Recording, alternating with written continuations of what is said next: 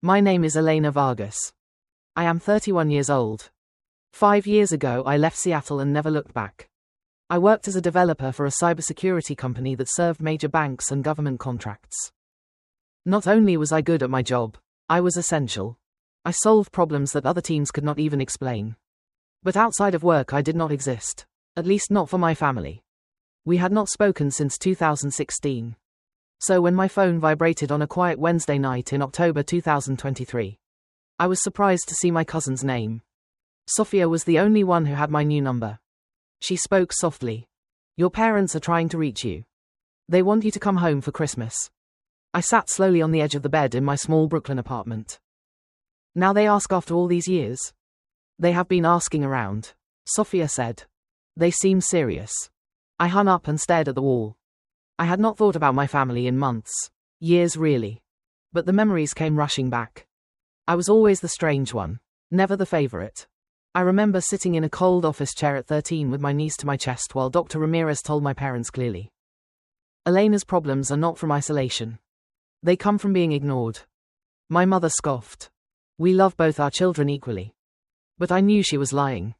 My older brother Alejandro was the charming one, the football star, the class president, the golden boy. He received a car on his 16th birthday.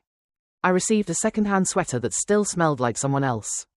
Even at Christmas, Alejandro's gifts shone under the tree. Mine were an afterthought. But this year they finally called me and had no idea who I had become. Family gatherings were always a nightmare. Alejandro would shine loud, charming, magnetic while I sank into the background like furniture no one noticed. That was when I discovered programming. It started with a dusty flyer on the high school bulletin board. Introduction to Computer Science. Room 27. Thursday after school. I went once and never missed a session. For the first time I felt seen, not by people but by the logic of code. The club became my refuge. We rebuilt old PCs with scrap parts and traded books. We debated compilers and stayed late debugging each other's projects. I even built my first game on a borrowed laptop. Mr. Morales, our teacher, pulled me aside one day. "You have something special, Elena. Do not let anyone diminish you." At 17 I had a plan. I would apply to university, leave Seattle, and build my future from zero. Alejandro, of course, was already enrolled in an elite university in California with full financial support from our parents. Then came the Thanksgiving dinner. My father raised his glass to Alejandro. "We are so proud of him at Stanford." Cheers erupted. Then Mother added, "As for Elena, we are encouraging her to find a stable job." My uncle joked, "We are hiring dishwashers at the restaurant." The whole table laughed, including my parents. I did not laugh. What they did not know was that I had already won a full scholarship to a top technology program in New York. Tuition, housing, even a stipend, all covered. I packed quietly and moved into a dorm in Manhattan. I worked as a waitress part-time. I graduated at the top of my class. I landed a dream job in cybersecurity before the ink dried on my diploma. 4 years later, I had just led a multi-million-dollar integration for a global bank. The bonus was enough to buy a brownstone. So I called a real estate agent. Within days she found it. The perfect brownstone in Fort Greene. 2 bedrooms, elegant kitchen, exposed brick near the park. At 31 I officially became a homeowner. 2 weeks before Christmas I hosted a small housewarming party. Only my real friends, the ones who had seen me pull all-nighters, cry over failed code, and still show up every day. We sat on cushions on the floor with Thai takeout and cheap wine, surrounded by unpacked boxes and laughter. Lucia raised her glass. To Elena, the quiet one who turned silence into power. We clinked glasses. I smiled, but one thought lingered. I was going home in 1 week. But this time I would not return as the invisible girl. This time I would return as someone who knew her worth. The week before Christmas I took time off work, wrapped simple but thoughtful gifts, and drove the 6 hours back to my childhood neighborhood in northern Seattle. The house had not aged well, faded siding, overgrown hedges, and the flickering porch light like a dying memory. I rang the doorbell with trembling hands. Footsteps. Then the door creaked open. "Elena." My mother blinked. "Wow, it really is you." She gave me a brief, stiff hug. "You look different." Inside the smell hit me. Old wood polish, stale air, and that ever-present bowl of dried potpourri. The living room was full. Conversations stopped when eyes turned to me. Well, look who finally showed up. Someone muttered. She's wearing designer clothes. Another whispered. I looked down at my tailored black pants and designer coat. Quiet luxury clearly out of place in this crowd. Then Alejandro emerged from the kitchen, beaming. Everyone, this is my wife. He gestured to her belly. Your future niece or nephew. Congratulations, I said. He smirked. Still coding in some corner somewhere? Laughter echoed. I felt my jaw tighten. I work in technology, I replied calmly. If you have ever gone home with more power than they imagined, subscribe because the next part of the story is where everything changes. Technology, Alejandro smirked. Like fixing printers or taking support calls. He turned to the room. Elena was always the weird one, probably working in some basement. I simply smiled slightly. Something like that. Mother clapped. Dinner will be ready soon. Elena, leave your things. Alejandro is using your old room as his office now, so you will sleep on the couch. Of course he was. Of course I would. The night was a slow drip of condescension. Aunt Nora cornered me by the sad punch bowl. Your brother is starting his own business. He is a visionary and you are still with computers. I write software, I replied. She wrinkled her nose. Ah, well, someone has to do the boring work. Uncle Mateo leaned in during dinner prep. The dishwasher position is still open at my restaurant. It pays minimum wage but it is honest. Thank you, I said politely. I am fine. At dinner they seated me at the farthest end of the table near the kitchen door. Alejandro, as expected, was the center of attention. This is going to revolutionize everything, he declared. We just need initial capital to launch. How much? Father asked. 200,000 to start, Alejandro said casually. I nearly choked on my water. It was every failed startup pitch cliché I had ever heard. We will figure something out, Mother said, patting his hand. Family helps family. After dinner she handed me a blanket and gestured to the couch. Christmas morning arrived with Alejandro and Camila coming down the stairs like children with piles of gifts. They unwrapped mine, carefully chosen luxury gifts. Elena, these are beautiful, Mother gasped, holding her new handbag. But when it was my turn, oh no, Mother gasped too loudly. Elena, we completely forgot. Alejandro laughed like when we were kids. Do not cry this time, he smirked. You are an adult now. Something shifted inside me. Not sadness, not anger, just clarity. I am not going to cry, I said evenly, reaching into my bag. Actually, I bought myself a big gift this year. I pulled out my keychain and held it up. The brushed steel caught the light. Mother frowned. What is that? My new apartment, I said simply. I closed the deal last week. Silence fell like a broken plate. Father blinked. You bought an apartment? With money from my job, I said. My company just licensed a cybersecurity framework I built for a major international bank. My share was solid. Mother's eyes narrowed.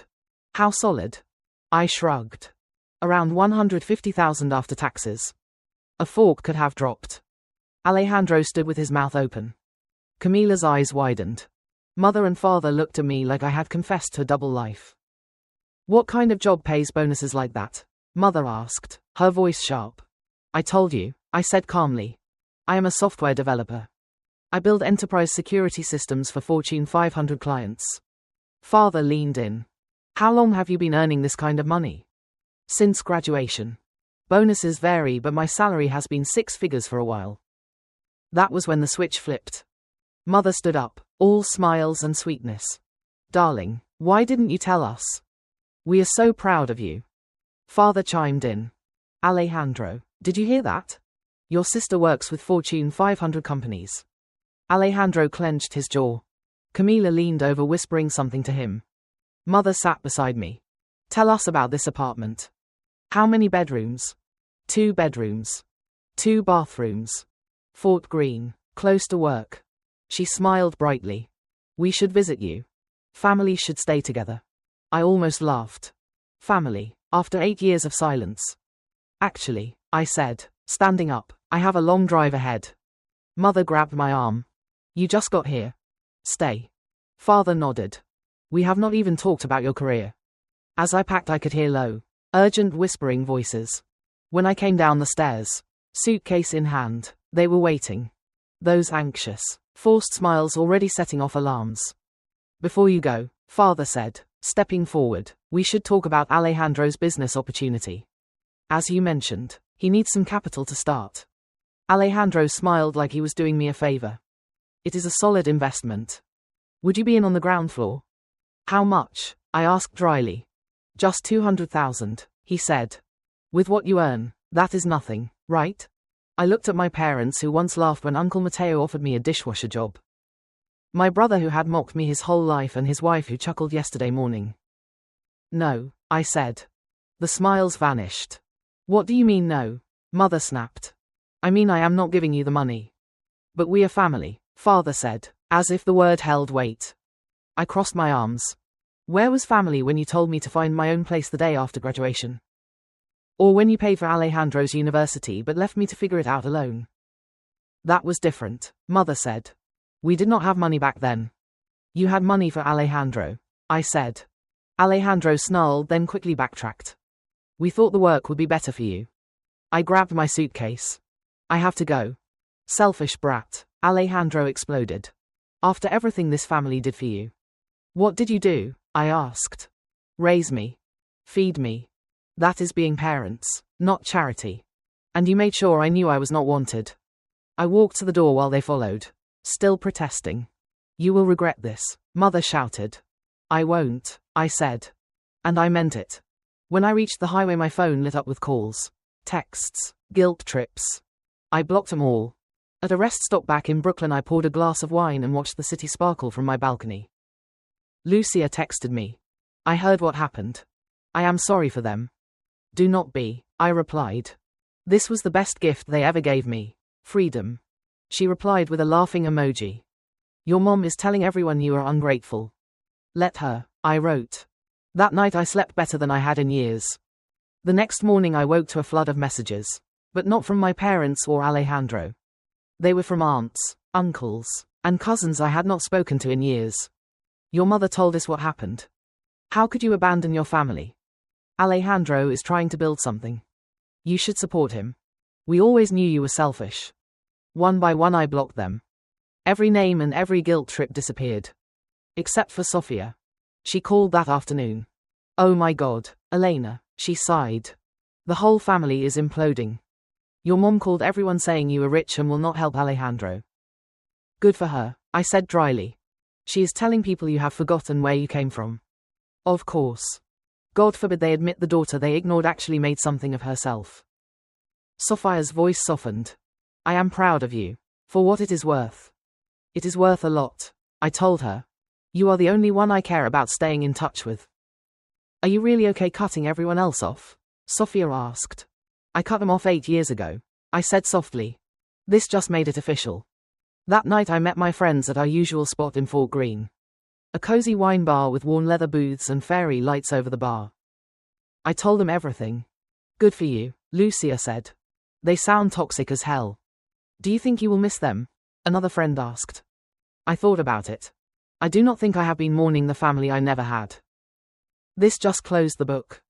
I raised my glass to chosen family. To chosen family, they repeated, smiling as we toasted. My phone vibrated. An unknown number. I put it on silent. 6 months later, summer had wrapped the city in sunlight. I sat on my balcony with coffee in hand, watching the morning unfold. It felt like stepping out of a fog I had not realized I was living in. Sofia still called weekly with updates, not because I asked but because she cared. Jack's daughter was born last month, she told me. Madison. That is wonderful, I said, and I meant it. I hoped that little girl would be loved better than I was. According to Sofia, Alejandro and Camila still lived with my parents. The big startup remained just words. Even the relatives were getting tired of hearing about it. Apparently my parents had turned my betrayal into their favorite pity story. At every family gathering they painted me as the ungrateful daughter who disappeared despite all their sacrifices. Meanwhile my life had taken a turn I would not trade for anything. 3 months after that disastrous Christmas I met Ian at a cafe near my office. A freelance designer with a kind smile and deep respect for